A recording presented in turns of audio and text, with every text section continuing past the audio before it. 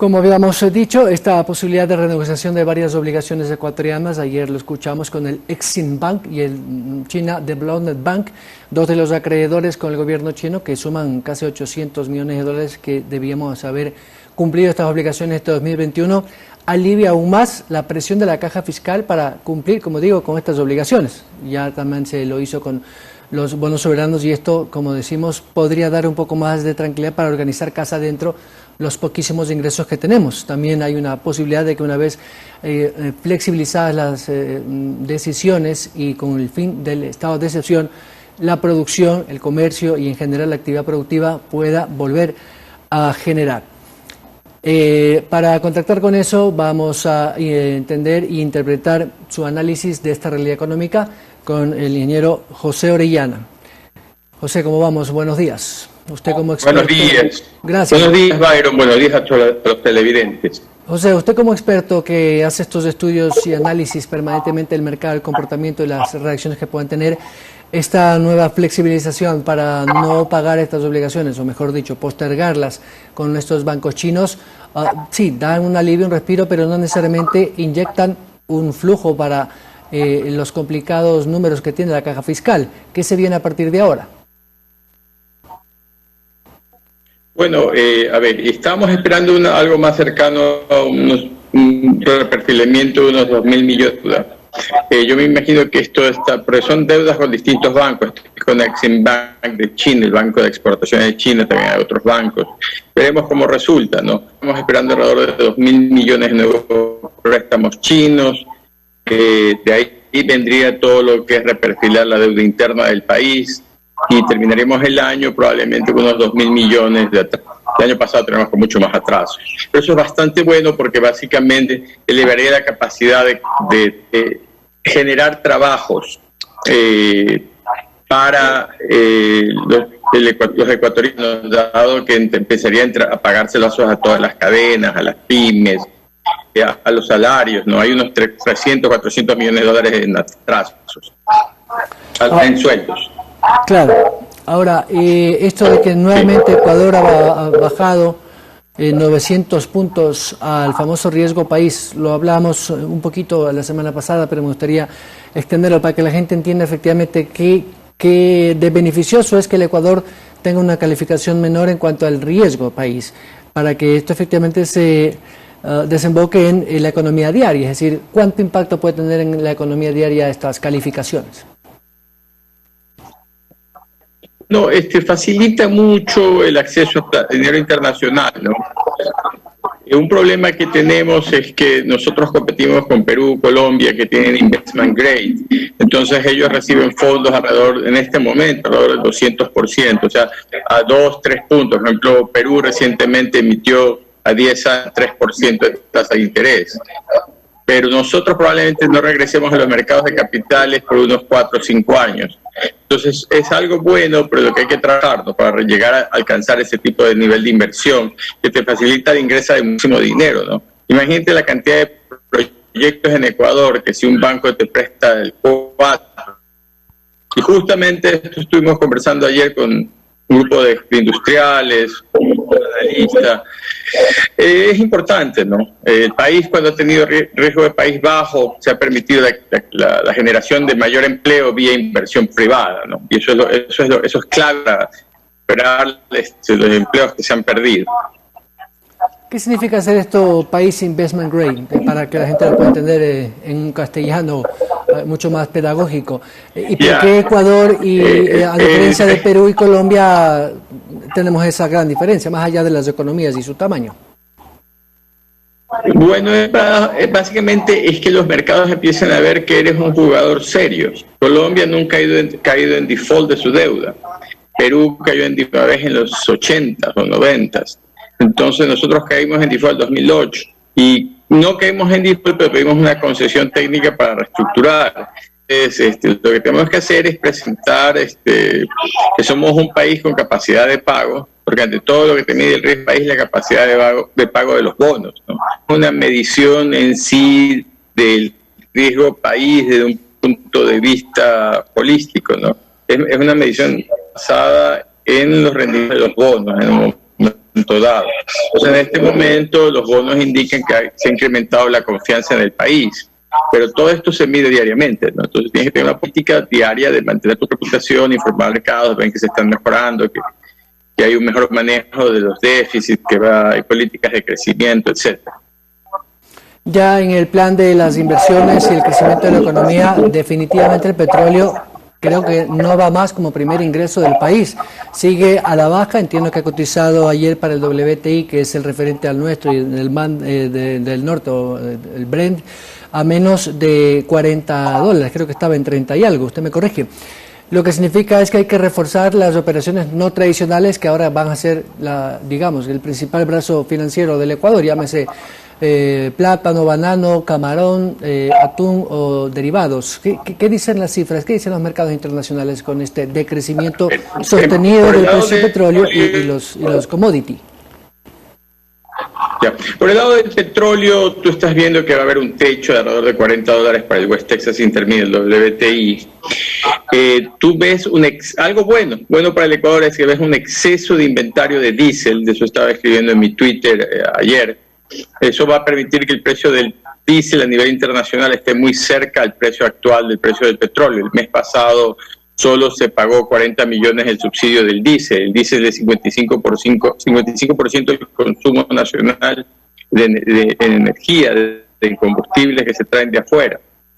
Eso es muy bueno porque si bien el manejo de vehículos ha bajado, el transporte se ha mantenido, ¿no? Entonces eso va a ayudar a las arcas fiscales y además que ya ahora que el diésel se está moviendo 5% más o 5% menos, probablemente empecemos a cerrar esa brecha con el precio internacional. Con las gasolinas está más o menos estable.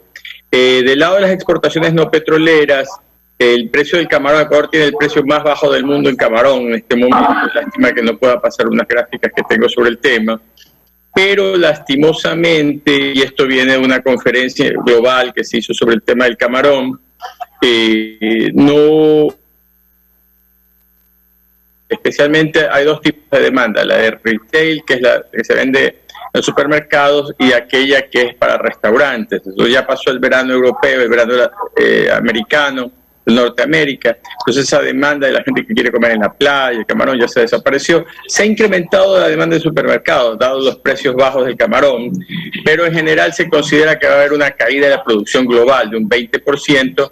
Probablemente aquí en Ecuador seamos alrededor del 8%, o sea, llegaremos a unos 560.000 toneladas métricas. También se espera para el próximo año que haya una ralentización del crecimiento del sector bananero.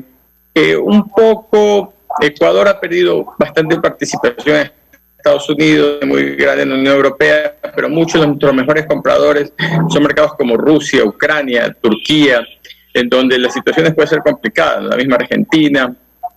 Un beneficio para el Ecuador es que el dólar se ha devaluado frente al euro, aunque se ha apreciado contra el yuan, pero contra el euro está en alrededor de 1.18, hace un año estaba como en 1.08. En la parte de minerales, el oro está en 1936, llegó a tocar por encima de 2.000, probablemente se mueve un poco hacia arriba, pero lo bueno es que el cobre, que es un mineral que Ecuador está exportando, está subiendo, se ha recuperado y ha subido por encima de los precios que tenía en enero, ¿no?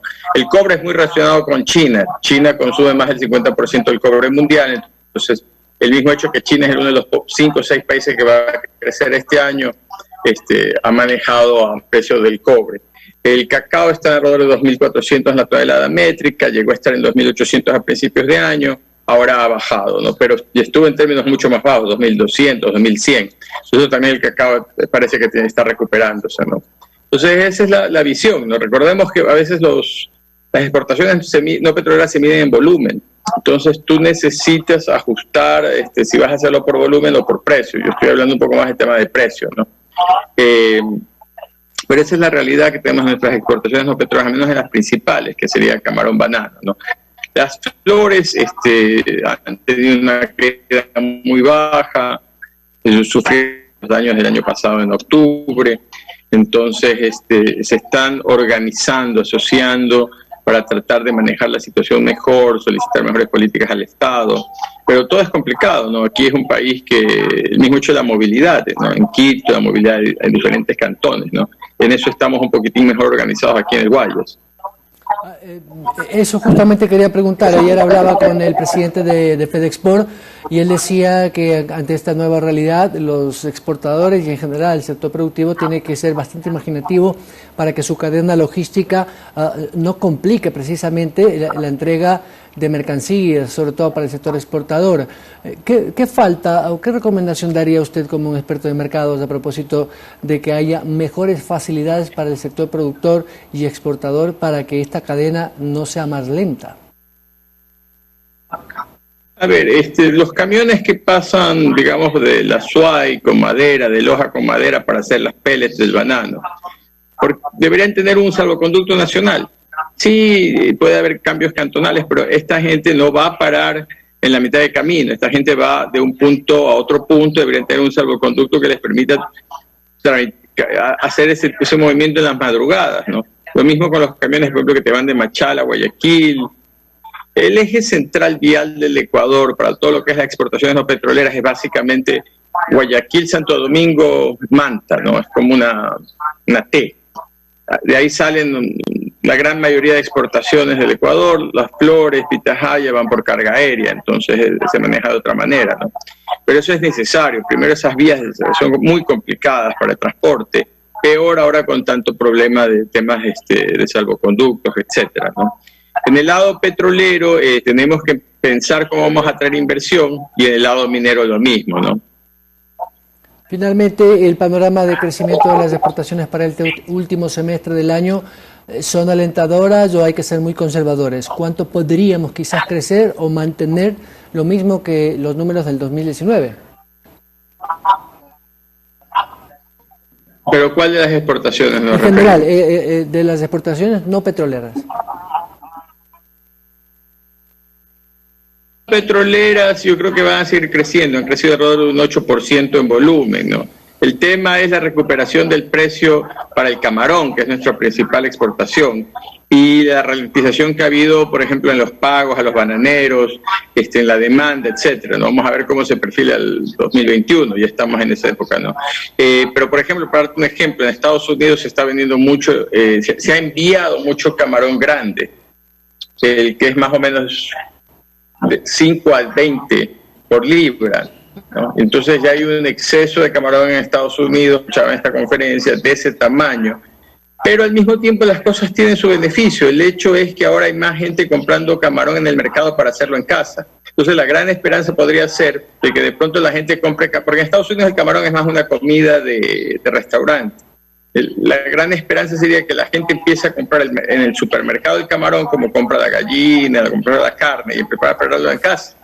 Y entonces ya abres todo un mundo de compra, ¿no? Dentro de los supermercados, en vez de ser venta a restaurantes, a cadenas gigantescas como Red Lobster, etcétera. José Orellana, muchas gracias por esta reflexión desde el punto de vista macroeconómico. Muchas gracias a ti y a todos los televidentes.